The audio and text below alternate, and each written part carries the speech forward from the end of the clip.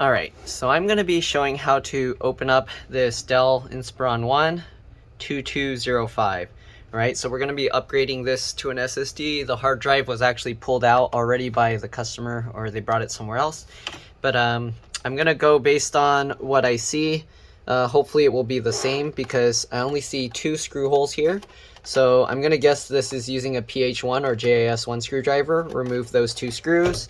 Once you remove those 2 screws, this whole panel can actually slide up. As you can see, I'm going to actually slide this back down first. Okay, so it will normally be like this. What you do is you slide this whole panel up, all right, just like that. Once you slide that panel up, you can actually lift it up from here. Okay, you want to kind of lift it out gently, and there we go. All right, so underneath here, I'm going to use a PH1 or JS1 screwdriver. So underneath here, this is just going to be a quick disassembly to show the hard drive and the RAM. But you get under here, so once you take that screw out, you push on this part here up like that. This slides up, and you can actually get this out. So under here, you got the CMOS or the BIOS battery. It's very standard. To get this battery out, you just pull this metal clip back. Okay, so if I were to grab that and then pull it, then the battery pops out like that. Okay, just like this. All right, I'm gonna put it back in because I don't need to replace that. All right, and then you got the RAM here. Just pull these 2 clips to the side. All right, and we got this RAM. It only has 4 gigs of RAM, so there's 2 2-gig sticks, PC3 10600U. So you want that PC3 10600U memory. Okay, so I know, sorry, it's going to be blurry, but that's what you need. All right, we're going to put this back in. So as long as you get PC3 10600U, you should be able to use any size sticks of RAM you want. You can get 2 8-gig sticks if they have them. All right, or 2 4-gig sticks. Most people don't need beyond 8 gigs of RAM. If you're doing something special that requires more RAM, then you can go ahead and get that. We're going to put this back in. It looks like the CPU is probably upgradable, but I'm not going to take the whole thing apart to see that, so we're just going to go ahead and slide this back on. So put this back in and then slide it back down. All right, we're going to put this screw back in place.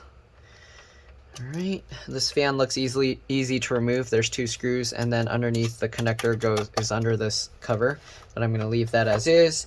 We got the hard drive bay here, so the customer already had the hard drive removed, and you also got the CD optical drive bay here. So there's 1 screw here. I believe you can slide the CD tray out once you take that screw out, or actually, oh yeah, that 1 screw.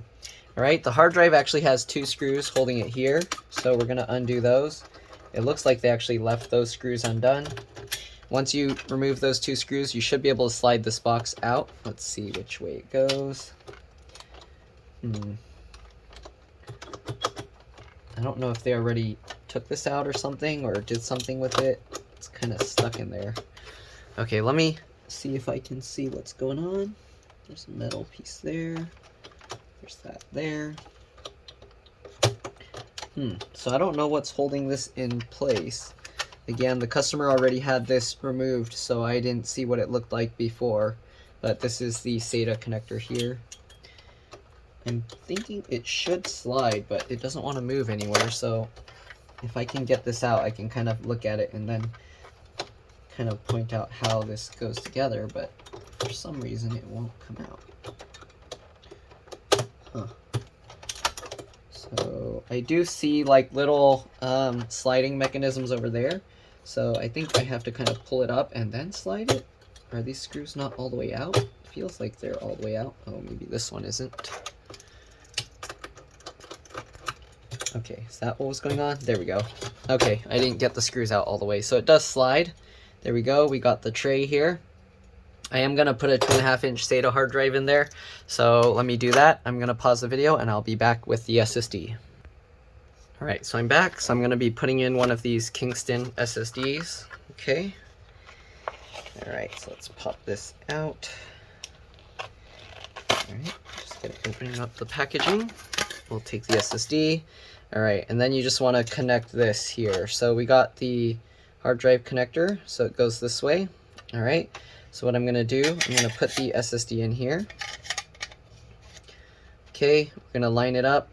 We're going to get these connectors in. Just like that. Push that in place. Get the power line connector as well. If you want, you can tape it in place. I'm gonna try and actually put a screw there.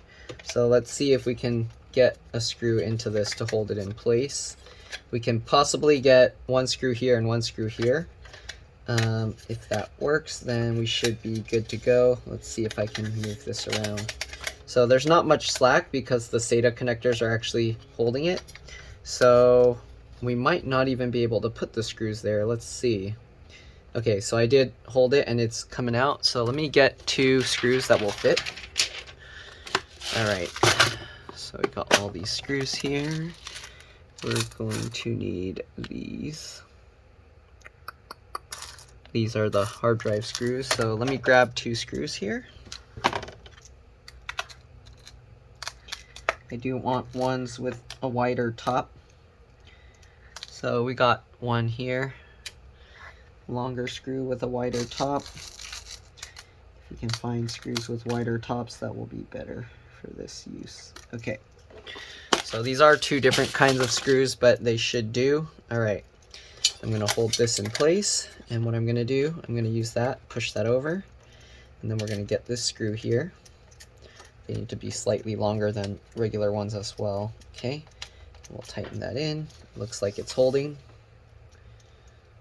All right, get another screw here, and there we go. So perfect, tighten those in. That SSD is not going anywhere. All right, so now what we're gonna do, I mean, this is an SSD, so technically you don't need to bolt it down. The main reason I put the screws is so that this won't move around. You technically don't even need this metal cage. If anything, you can just double stick tape it onto here, or you can use Velcro or something. All right, so anyways, once we got that, we're gonna slide this. If you can see these little holes on this side and here, we're gonna slide this hard drive tray back under there. All right, there's this part here that it goes under.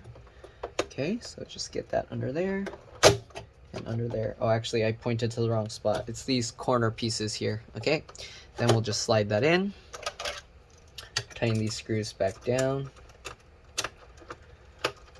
Okay, this hard drive is pretty simple to install. Okay, you can actually use a PH2 or JAS2 screwdriver on this because these screws are desktop type screws, so not PH1 or JAS1, though it does work. All right, you'll just have to be a little more careful not to strip the screws. Okay, once we do that, we're just going to put this cover back on, just like this. All right, slide it down, make sure everything lines up, make sure these bottom corners line up, and then just slide it into place. And you would normally put back the 2 screws down here, but again, the customer brought it in without those screws. I don't have them, so I don't know what kind of screws they used. I can try putting random ones, but it's not really an issue. You can leave it without it. Yeah, I don't think I have those because you need like rounded ones.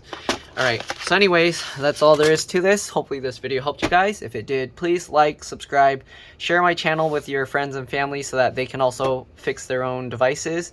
And I'll see you all in the next one. Bye!